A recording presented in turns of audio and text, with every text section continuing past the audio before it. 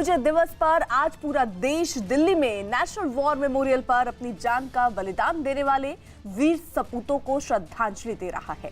देश के अमर बलिदानों को सबसे पहले थल सेना प्रमुख जनरल मनोज मुकुंद नरवणे, नौसेना अध्यक्ष एडमिरल करमबीर सिंह और air chief marshal RKS Bhadauria ने नेशनल वॉर मेमोरियल पर पहुंचे। इस मौके पर तीनों सेनाओं की टुकड़ियों ने विशेष बैंड बजाकर कारगिल के अमर बलिदानों को याद किया।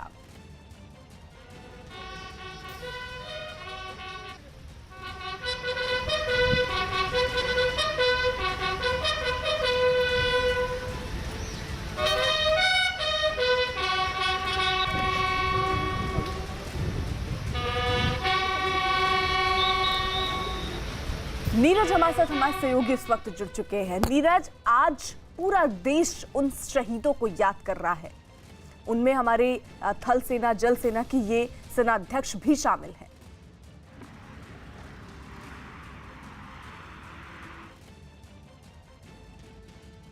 तो कारगिल विजय दिवस का ये मौका, जहां आज पूरा देश जो है वो दिल्ली में नेशनल वॉर मेमोरियल पर अपनी जान का बलिदान देने वाले वीर सपूतों को श्रद्धांजलि दे रहा है। देश के अमर बलिदानों को सबसे पहले थल सेना प्रमुख जनरल मनोज मुकुंद नरवणे, नौसेना अध्यक्ष एडमिरल करमबीर सिंह और air chief marshal RKS Bhadauria ने नेशनल वॉर मेमोरियल पर वो पहुंचे हैं और इस मौके पर तीनों सेनाओं की टुकड़ियों ने विशेष बैंड बजाकर कारगिल के अमर बलिदानियों को याद किया। ये तस्वीरें नेशनल वॉर मेमोरियल की। नीरज हमारे साथ जुड़ चुके हैं।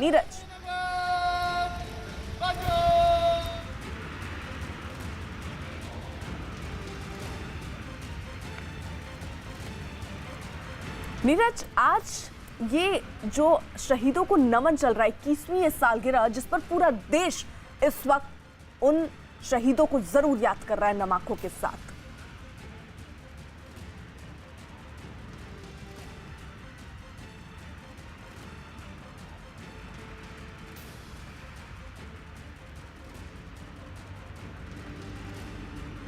जी बिल्कुल, सवाल तो हो रहा है। नीरज, अगर आवाज आप तक पहुंच रही हो तो जरा बताइए कि इस वक्त आप कहां हैं और ये जो कार्यक्रम है वो शुरू हो चुका है क्या?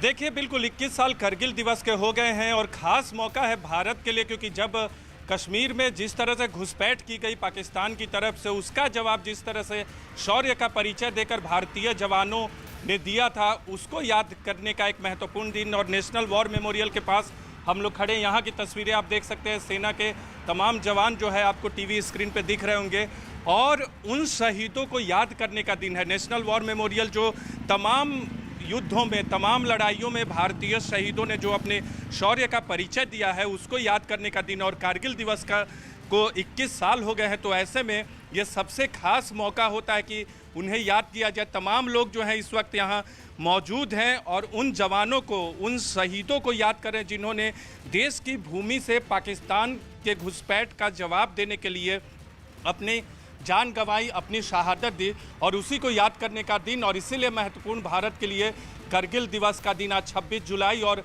सब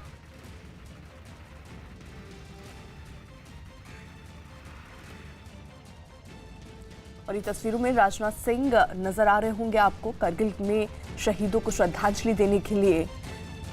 अब राजनाथ सिंह भी पहुंचे, हालांकि इससे पहले ट्वीट के माध्यम से जरूर उन्होंने अपनी भावनाओं को व्यक्त किया था और उसमें उन्होंने इस बात का जिक्र जरूर किया था कि आज पूरा देश उन शहीदों को नमन कर रहा है, उन्हें याद कर रहा है। उनकी शहादत पर देश के हर शख्स को गर्व है। नीरज, देखिए, बिल्कुल रक्षा मंत्री राजनाथ सिंह पहुंच गए हैं और उनके साथ तीनों सेनाओं के प्रमुख हैं। अपने कैमरा पर्सन से अनुरोध करेंगे कि वो पीछे की तस्वीरें दिखाएं। आपको दिख रहा होगा कि तमाम लोग यहाँ मौजूद हैं, तीनों सेनाओं के प्रमुख, और जिन्होंने शहादत दी कारगिल दिवस के मौक़ों पर शहीदों को श्रद्धांजलि देने का वक्त। और आप देख सकते हैं तस्वीरों में कि कैसे सेना के जवान जो जिस तरह से श्रद्धांजलि और याद किया जाता है, उन सब जो प्रोटोकॉल्स होते हैं उनका पालन किया जा रहा है। और इस मौके पर राजनाथ सिंह के साथ तीनों सेनाओं के प्रमुख भी हैं। आरकेएस भदौरिया जो कि नेवी एयर चीफ हैं, इसके अलावा MM नरावने डिफेंस चीफ हैं, और तीसरे जो प्रमुख हैं वो भी यहाँ मौजूद हैं। नेवी प्रमुख यहाँ इस वक्त मौजूद है करमबीर सिंह। तो एक खास मौका, CDS भी यहाँ मौजूद है, राजनाथ सिंह।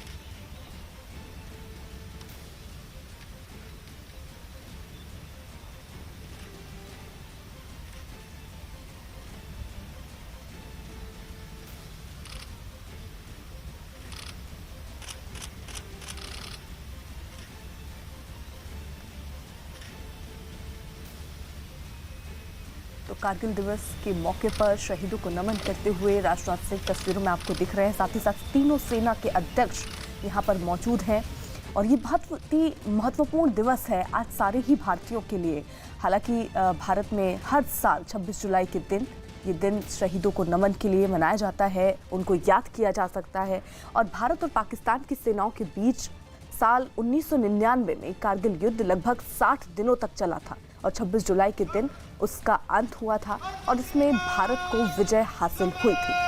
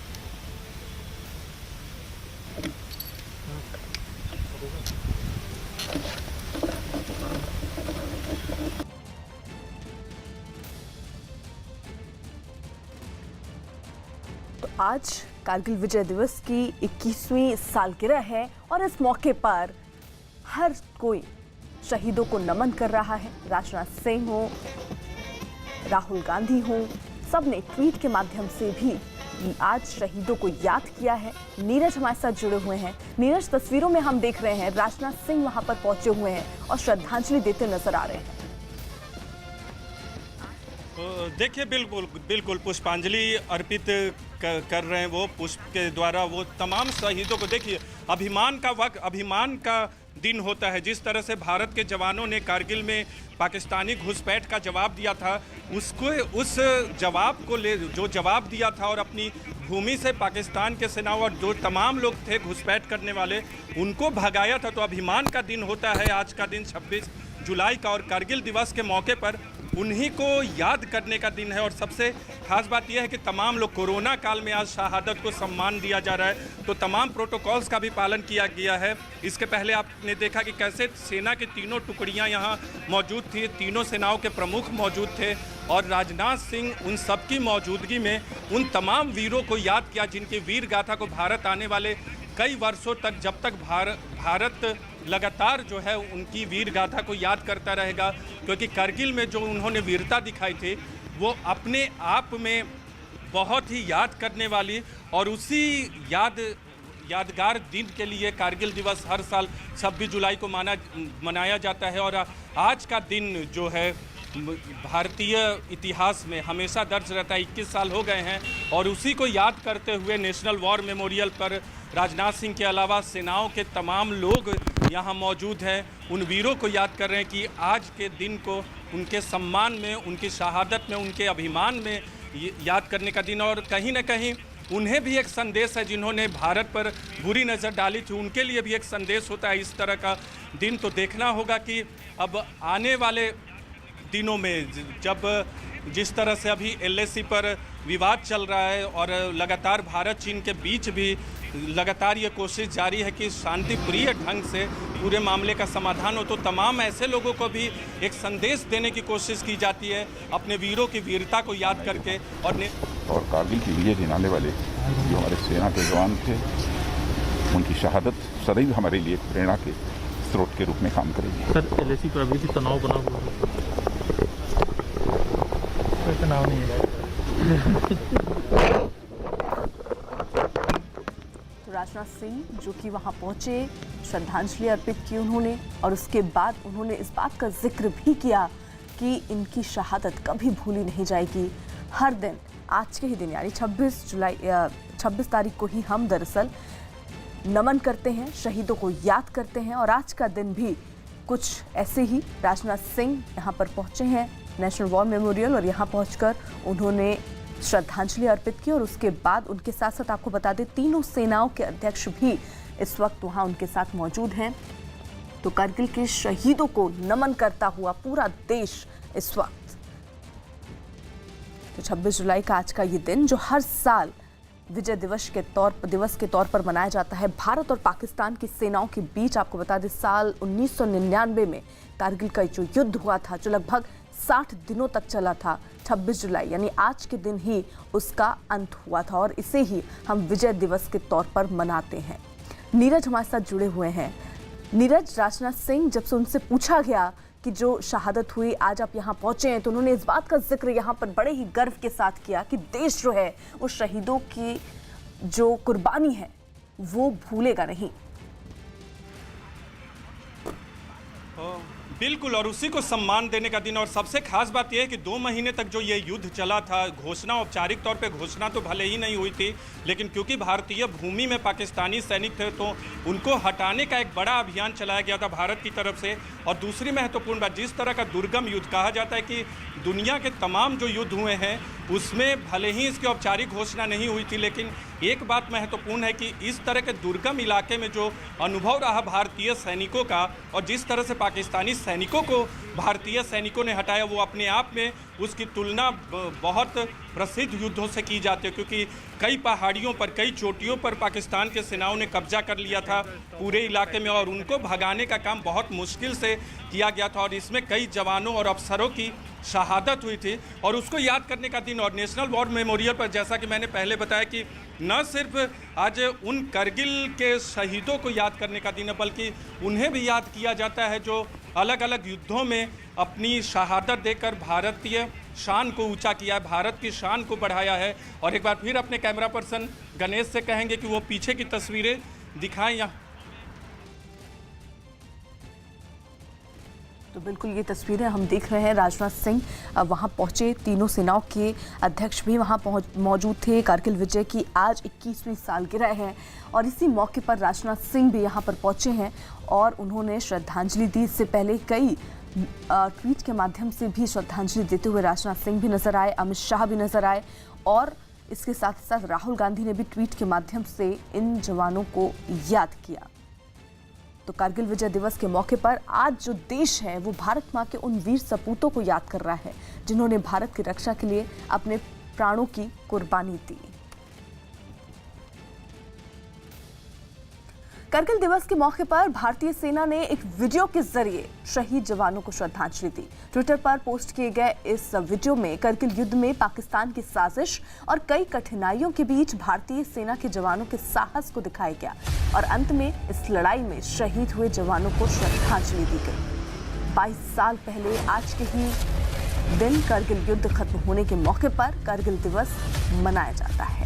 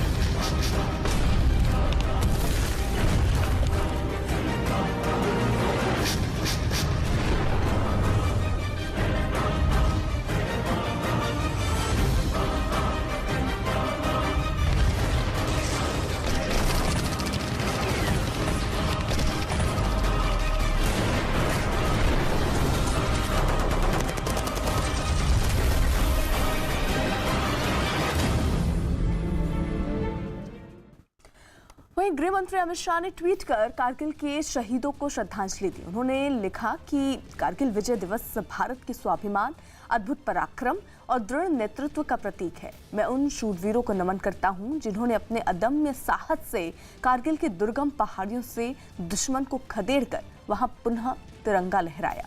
मातृभूमि की रक्षा के लिए समर्पित भारत के वीरों पर देश को गर्व है। वहीं रक्षा मंत्री राजनाथ सिंह ने ट्वीट कर कारगिल युद्ध के जाबाजों को नमन किया। उन्होंने लिखा, कारगिल विजय दिवस की 21वीं सालगिरह पर मैं सेना के वीर जवानों को नमन करता हूं, जिन्होंने बहुत ही चुनौतीपूर्ण हालात में दुश्मन से जंग लड़ी, जिसे हाल के इतिहास में पूरी दुनिया ने देखा, और जिन्होंने देश के लिए अपनी जान न्यौछावर कर दी। उनको मेरी श्रद्धांजलि। उधर पाकिस्तान की खुफिया एजेंसी आईएसआई की एक और साजिश का पर्दाफाश हुआ है। आईएसआई का एक विभाग आतंकी संगठनों को बेहद सुरक्षित माने जाने वाले कम्युनिकेशन उपकरणों की सप्लाई कर रहा है। आईएसआई के इस विभाग को सेक्शन 620 के नाम से जाना जाता है। आईएसआई जिन उपकरणों को आतंकी संगठनों के लिए सप्लाई कर रही है उसे नेशनल सिस नाम की एक कंपनी जो है उसके जरिए भेजा जा रहा है और इस कंपनी को आईएसआई ही चलाती है। कम्युनिकेशन उपकरणों के अलावा ये कंपनी आतंकी संगठनों को हथियार भी सप्लाई करती है। जिन आतंकी संगठनों को ये उपकरण और ये हथियार सप्लाई किए जा रहे हैं उनमें अफगानिस्तान, तालिबान, जैश और लश्कर शामिल है। उधर केरल के पलक्काड से सड़क हादसे की एक हैरान करने वाली तस्वीर सामने आई। वहां एक हाईवे पर खुदाई करने वाली मशीन ने कार को जोरदार टक्कर मार दी, जिससे कार एक तरफ मुड़ गई और वहां खड़ी एक मोटरसाइकिल से भिड़ गई। टक्कर लगने के बाद मोटरसाइकिल तो कुछ फीट की दूरी पर गिर गई, जबकि इस हादसे में मोटरसाइकिल सवार गाड़ी की चपेट में आ गया। उसके पैर में चोटें आईं, लेकिन वो तेजी से उठा और सड़क के किनारे गिरी मोटरसाइकिल की तरफ चला गया। इससे पहले हाईवे पर वो कार गुजरती हुई दिखी, तभी सामने से आ रही खुदाई करने वाली मशीन बेकाबू हो गई और कार को टक्कर मारते हुए मुड़ गई। इस भीषण टक्कर की वजह से कार का अगला हिस्सा बुरी तरह से टूट गया। अच्छी बात ये रही कि इतना होने के बाद भी गाड़ी में बैठे आदमी को खरोंच तक नहीं आई। कुछ देर बाद वो गाड़ी का दरवाजा खोलकर बाहर निकल आया। तो बीजेपी का एक प्रतिनिधिमंडल कल राज्यपाल कलराज मिश्र से मिला और उन्होंने एक ज्ञापन सौंपा। बीजेपी ने राज्यपाल से कहा कि राज्य में संवैधानिक संकट के हालात हैं। बीजेपी ने मुख्यमंत्री गहलोत के इस्तीफे की मांग भी की। हमारे साथ हैं गुलाब चंद कटारिया, विपक्षी नेता। सर ये बताएं, क्या आपने क्या मांग की है? हमने यही मांगी है कि और जिस तरह से दबाव की राजनीति से महामहिम को जिस ढंग से उन्होंने व्यवहार किया वो बिल्कुल निंदनीय व्यवहार है। और इसके लिए आप निश्चित रूप से जो आज धरने दिए हैं वो भी एक तरह से पब्लिक में ये प्रेशर बनाने के लिए दिया है कि आप विधानसभा का सत्र बुलाओ। विधानसभा का सत्र उन्होंने जो 6 प्रश्न लिख के दिए उसका जवाब दो, कानून की दृष्टि से पूर्ति करो। आपका जो संवैधानिक अधिकार है उसको कोई चैलेंज नहीं कर रहा है, पर अधिकार जिन सीमाओं में है उसका भी तो पालन करो। क्या संवैधानिक संकट देख रहे हैं आप? साफ तौर पर दिखता ही है किस तरीके से कांग्रेस की खुद की अपनी संख्या 88 हो गई। अब वो कभी बीटीपी को गिनाते हैं, कभी सीपीआई को गिनाते हैं। यदि संख्या होती तो पहले दिन परेड हो जाती। कितनी संख्या उनके हिसाब से 200 से पार हो रही है संख्या। अच्छा, क्या राष्ट्रपति शासन की डिमांड की आपने? हमने नहीं करी, आवश्यकता भी नहीं है। वो तो परिस्थितियां तय करेंगी कब क्या होगा, लेकिन हमने अपनी तरफ से इस तरीके कोई डिमांड नहीं की। आप खुद भी कह रहे थे बीजेपी की अल्पमत में सरकार, तो फिर सदन सेशन बुलाने में क्या दिक्कत है? बहुमत साबित हम कहाँ कह रहे हैं सेशन मत बुलाओ, हम ये कह ही नहीं रहे। सेशन बुलाना महामहिम का अधिकार है, उसका एक विधिवत नोटिस जाता है, 21 दिन की परंपरा है, सारी व्यवस्थाएं विधानसभा के नियमों में, संविधान में उल्लिखित है। हम कहाँ मना कर रहे हैं? हम तो ये कहा था कि इस तरीके से आप फोर्स नहीं कर सकते संवैधानिक संस्था के अध्यक्ष को कि आप ये कह रहे हो कि यहाँ 8 करोड़ लोग राजभवन को घेर लेंगे। हमारे साथ है राज्यवर्धन सिंह राठौड़, बीजेपी नेता। सर आप बताएं कि क्यों बीजेपी इसमें भागीदार बन रही है? कांग्रेस का आरोप है कि आपने उनको बंधक बना रखा हरियाणा के अंदर। नहीं, भाजपा का तो इससे कोई लेना देना ही नहीं है। मैं आपको क्लियर करता हूँ। देखिए, आपने खुद ने कहा, कांग्रेस ने खुद ने कहा कि 15 महीने से डिप्टी सीएम ने आपस में बात नहीं करी, अंदरूनी कलह है। वहाँ सचिन पायलट साफ साफ कह रहे हैं कि मेरे को दिक्कत अपनी पार्टी से है, उसके नेतृत्व से है। इसमें भाजपा कहाँ आ गई? भाजपा यहाँ आती है कि आप अपना जो जिम्मेदारी छोड़कर आप 5 सितारा होटल में बैठे हुए हो, ये इससे हमें कष्ट है, क्योंकि जनता की सेवा नहीं हो रही, बिजली के बिल बढ़ते जा रहे हैं, पानी की समस्या हो रही है, लॉ एंड ऑर्डर खराब है, अर्थव्यवस्था बिगड़ती जा रही है, कोरोना फैलता जा रहा है, आप 5 सितारा होटल में बैठे हुए। कोरोना संकट के बीच रेलवे यात्री ट्रेनों के लिए टाइम टेबल में बड़ा बदलाव कर सकती है। खबरें हैं कि रेलवे देश भर में ऐसी 100 ट्रेनों को बंद कर सकती है जिनकी कोई मांग नहीं। साथ ही कुछ ट्रेनों के स्टॉपेज कम करके उनकी रफ्तार भी बढ़ाई जा सकती। हालांकि इस फैसले से यात्रियों को किसी तरह की परेशानी न हो, इसका भी ध्यान रखा जा सकता है। फिलहाल रेलवे कोरोना की वजह से सिर्फ 230 ट्रेनें ही चला पा रही। ऐसे में उसकी तरफ से बड़े बदलाव की उम्मीद जताई जा रही है और खबरें हैं कि ट्रेनों के टाइम टेबल में यह बदलाव इस साल के अंत तक हो सकता है। भारतीय रेल भी सुधार के कुछ ऐसे काम कर रहा है जो कई दशकों से लंबित थे।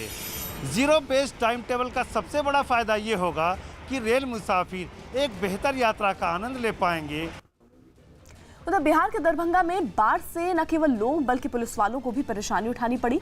जिले में आई बाढ़ से कई इलाके पूरी तरह से डूब गए और इस आपदा में पुलिस थाना भी नहीं बच पाया। सामने आई एक तस्वीर में थाने में चारों तरफ बाढ़ का पानी दिखाई दिया। हर कमरे पानी में डूबे हुए नजर आए। पुलिस वालों को भी जूते खोलकर काम करना पड़ा। उनके लिए सबसे बड़ी चुनौती थाने में रखी गई जरूरी फाइलों को बचाना है। क्या करेंगे, नौकरी हट करना है। बताया गया कि बाढ़ की वजह से पुलिस वालों को नाव के जरिए लोगों तक पहुंचना पड़ रहा है। बिहार के मुजफ्फरपुर में बाढ़ से कई इलाके डूब जाने के बाद लोग नेशनल हाईवे पर रहने को मजबूर हो गए। जिले में बागमती नदी में आई बाढ़ की वजह से कई गांव पूरी तरह से डूब चुके हैं, जिसके बाद लोगों ने नेशनल हाईवे के किनारे टेंट बना लिए और वहीं रहने लगे, क्योंकि पूरे इलाके में सिर्फ वही एक जगह बची है जहां अब तक बाढ़ का पानी नहीं पहुंचा। क्या करेंगे, घर द्वार रहा हुआ है, रोड पर है, इसी ना बाल बच्चा लेके सब रोड पर है। हालांकि वहां भी रहना लोगों के लिए खतरे से खाली नहीं है, क्योंकि हाईवे पर तेजी से गाड़ियां गुजरती हैं। वहीं बाढ़ के पानी से पूरा इलाका डूबा हुआ दिखाई दिया। मुजफ्फरपुर में बागमती नदी ने कहर बरपाना शुरू कर दी है और रमौली इलाके में ज्यादातर घरों में कमर से ज्यादा पानी चला गया है। लोगों ने आरोप लगाया कि अब तक कोई भी उनका हालचाल लेने नहीं पहुंचा। उधर विकास दुबे के साथी और कानपुर में 8 पुलिस वालों की हत्या में शामिल बदमाश शशिकांत पांडे की पत्नी मनु पांडे का एक और वीडियो सामने आया। इस वीडियो में उसने दावा किया कि वारदात की रात अमर दुबे, अतुल दुबे और विकास दुबे ने गोली मारकर सीओ देवेंद्र मिश्रा की हत्या की थी। इतना ही नहीं, उसने ये भी दावा किया कि शशिकांत पांडे के घर में ही सीओ देवेंद्र मिश्रा को शहीद किया गया था। आपको बता दें कि शशिकांत पांडे और उसकी पत्नी मनु पांडे को पुलिस ने गिरफ्तार किया है। आंगन में तो अमर को देखा था हमने, और ये जो उन्होंने कहा था कि वो पीटा हुआ है, ये जो क्या अतुल थे उनने कहा था, और विकास दुबे ने तो खुद गोली मारी थी और ये भी बोला था एनकाउंटर करने आएगा। उधर पंजाब के बठिंडा में एक नहर में एक रॉकेट लॉन्चर मिलने से सनसनी फैल गई। खबर पाकर पुलिस और आर्मी का बम निरोधक दस्ता मौके पर पहुंचा। रॉकेट लॉन्चर को डिस्पोज करने के लिए आर्मी की टीम उसे खाली जगह पर ले गई। बताया गया कि 2 लोग थर्मल पावर स्टेशन की झील में मछली पकड़ रहे थे, तभी अचानक उन्हें कांटे में कोई अजीब सी चीज अटकती लगी। बाहर खींचने पर वो रॉकेट लॉन्चर निकला। इसके बाद इस बारे में पुलिस को खबर दी गई। पुलिस ने तुरंत मौके पर सुरक्षा प्रबंध करते हुए आर्मी के बम निरोधक दस्ते को बुला लिया। बम डिस्पोजल टीम के मुताबिक आर्मी का रॉकेट लॉन्चर काफी खतरनाक है। हालांकि ये वहां झील में कैसे पहुंचा, इसके बारे में पता नहीं चल पाया। उधर दिल्ली में कोरोना मरीजों के ठीक होने की दर लगातार बढ़ रही है। कोरोना संकट के बीच दिल्ली पूरे देश के लिए मिसाल बनकर सामने आ रही है। दिल्ली में कोरोना की रिकवरी रेट 87% के पार पहुंच गई है, जहां अब तक कोरोना के 1,13,000 से ज्यादा मरीज ठीक हो चुके हैं। फिलहाल दिल्ली में कोरोना के 9.77% एक्टिव केस हैं, जिनकी संख्या 12,657 है। दिल्ली में 24 घंटे में कोरोना के 1,142 नए मामले सामने आए, जिसके बाद दिल्ली में कोरोना पॉजिटिव मामले बढ़कर 1 लाख के ऊपर हो गए। उत्तर प्रदेश के महोबा में भारी बारिश की वजह से जिला अस्पताल में पानी भर गया। सिर्फ 1 घंटे की बारिश के बाद अस्पताल में पानी भरने से नगर पालिका प्रशासन पर ही सवाल खड़े हो गए, क्योंकि बारिश के बाद जिला अस्पताल तालाब में तब्दील हो गया। अस्पताल के ज्यादातर हिस्सों पर पानी ने कब्जा कर लिया। जिधर भी नजर गई पानी ही पानी दिखाई दिया। अस्पताल में पानी के बीच ही कुछ कर्मचारी गंभीर रूप से घायल मरीजों को ले जाते हुए नजर आए। अस्पताल के कई वार्ड भी पानी से भर गए, जिसकी वजह से वहां भर्ती मरीजों के साथ ही उनके परिवार वालों को भी मुश्किल का सामना करना पड़ा। अस्पताल में मौजूद डॉक्टर और कर्मचारी भी इस पानी की वजह से परेशान नजर आए। अस्पताल के बाहर बनी पार्किंग एक बड़े तालाब में तब्दील हो गई। मरीजों के परेशान होने की जानकारी मिलते ही जिलाधिकारी भी अस्पताल पहुंचे और वहां भरे पानी को हटाने के लिए तुरंत काम करने के आदेश दिए। अभी हमने एक्शन PWD, नगर पालिका, EO, नगर पालिका प्रतिनिधि सबके साथ का मैंने भ्रमण किया है कि समस्या का निदान किस ढंग से किया जा सकता है। महाराष्ट्र के जलगांव जेल से 3 कैदी फरार हो गए। बताया गया कि कल सुबह जब कुछ कैदियों की सजा खत्म होने के बाद वो रिहा हो गए तो सभी तीनों दूसरे कैदी जेल से भाग गए। उन्होंने जेल में बंदूक से लोगों को डराया और निकल भागे। ये तीनों कैदी पूरे प्लान के साथ भागे, क्योंकि इनका एक और साथी जेल के बाहर बाइक लेकर इंतजार कर रहा था। पुलिस को एक CCTV फुटेज मिली, जिसमें ये भागे हुए तीनों कैदी एक बाइक पर जाते दिखाई दे रहे हैं। अब पुलिस फरार कैदियों की तलाश के साथ इस बात की भी जांच कर रही है कि आखिर उनके पास जेल में बंदूक कहां से आई। दिल्ली के सोनिया विहार इलाके में बदमाशों ने फायरिंग कर दिन दहाड़े लूटपाट की। ये पूरी घटना CCTV में रिकॉर्ड हो गई, जिसमें दिखा कि बदमाशों ने पिस्तौल दिखाकर एक कारोबारी से पैसे लूटे। हालांकि शुरू में कारोबारी ने उनका विरोध करने की कोशिश की, जिस पर बदमाशों ने पिस्तौल दिखाकर उसे डरा दिया, जिसके बाद कारोबारी ने अपनी जेब में रखे पैसे उनके हवाले कर दिए। इस दौरान बदमाशों ने फायरिंग भी की। फिर जब 2 फायर उन्होंने कर दिया तो मैंने 3,000 जो 2,500-3,000 रुपए जेब में थे खुले वो निकाल के दिए। बोलता औरों के दे देने तो साथी के तुम्हें गोली मार देंगे। अच्छा, पैसे आपने दे दिए? हाँ, फिर 70,000 थे वो किसी को देने के लिए रखे थे, फिर वो दिए मैंने। हालांकि फायरिंग में कारोबारी को गोली नहीं लगी। पैसे और मोबाइल फोन लूटने के बाद दोनों बदमाश वहां से फरार हो गए। इस घटना के बाद पुलिस वहां पहुंच गई और मामले की जांच में जुट गई।